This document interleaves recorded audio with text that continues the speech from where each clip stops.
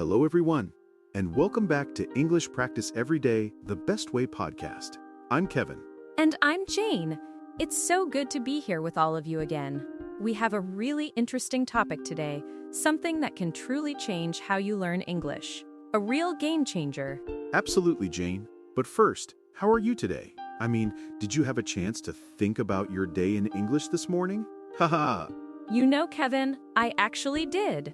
I was making my coffee, and instead of just thinking coffee, I thought, this is a hot cup of coffee, I need milk.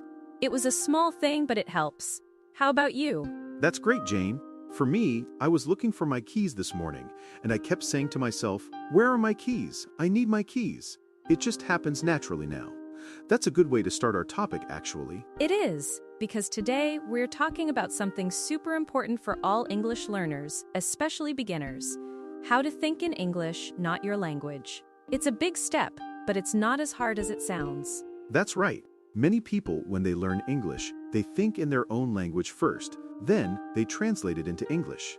This takes time, right? Exactly. It's like a two-step process. You think, hola, then you think, hello. This makes speaking slow, and sometimes the translation is not perfect.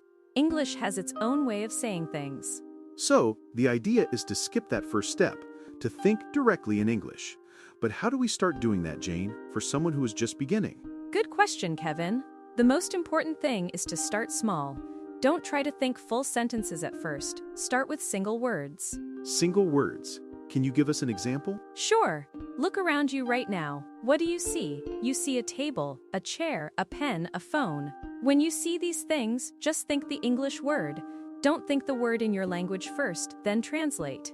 Ah, I see. So, when I hold my mug of coffee, I just think mug. Not tuzza, then mug. Precisely. It's like training your brain to make a direct connection. See the object, think the English word. That's it. You can do this with everything around you throughout the day. That sounds very simple, actually, and easy to start right away. Exactly. And once you're comfortable with single words, you can move to simple phrases. For example, when you wake up, you can think, good morning, or when you're hungry, I am hungry, or I want food. So, it's like having a little English conversation in your head, right? Yes, an inner monologue. You become your own English teacher. You can describe your actions. I am walking, I am sitting, I am drinking water. These are very basic, but they build a strong foundation. What about feelings or emotions? Can we think about those in English too? Absolutely. I am happy, I am tired, I am hungry, I am sad. These are all simple sentences you can practice in your head. The more you do it, the more natural it feels. I think one big benefit is that it helps you speak faster, right? Because you don't need to translate anymore. Yes, Kevin, that's a huge benefit. When you think directly in English, your brain doesn't have to work extra hard to switch languages. It's like going directly from point A to point B, instead of going from A to C, then C to B. That makes so much sense, and it also helps with natural English phrasing, I think. It does, because when you translate, you might use grammar or word order from your native language, which can sound strange in English.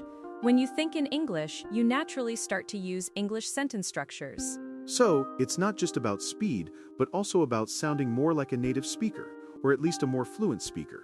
Exactly. And another tip, don't worry about making mistakes in your head. Nobody can hear you, it's your personal practice space.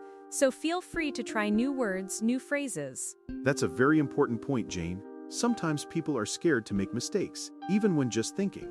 But this is the perfect place to experiment. Right. Think of it as a game. How many things can I name in English? How many actions can I describe in English? Make it fun. And for our listeners who are shy about speaking out loud, this is a great way to practice without pressure, right? Definitely. It builds confidence, and when you're ready, you can start speaking those thoughts out loud, even if it's just to yourself at home. Say, I am washing the dishes while you're washing the dishes. I often do that. My cat probably thinks I'm crazy. Look at this funny cat. Haha, your cat is getting an English lesson too. It really is about integrating English into your daily life, making it a natural part of your routine, even your thoughts. So, to recap for our amazing listeners, start with single words for objects you see, then move to simple phrases for actions and feelings. Yes, and don't worry about mistakes. Your head is your safe practice zone. This will help you speak faster and more naturally. It's a really powerful technique, and it doesn't cost anything, just a little bit of focus every day. Exactly! It's one of the best habits you can build for fluency. And we want to hear from you. What's the first English word you will think of when you finish listening to this podcast? Yes, let us know in the comments. We love reading your thoughts. And if you enjoyed this episode and found it helpful, please remember to like this video, subscribe to our channel, and share it with your friends who are also learning English. Your support really helps us continue making these podcasts for you. Thank you for joining us today on English Practice Every Day, the best way. We hope you start thinking in English more often. Yes, keep practicing, keep thinking, and we'll see you in the next episode. Bye for now. Bye, everyone. Have a great day.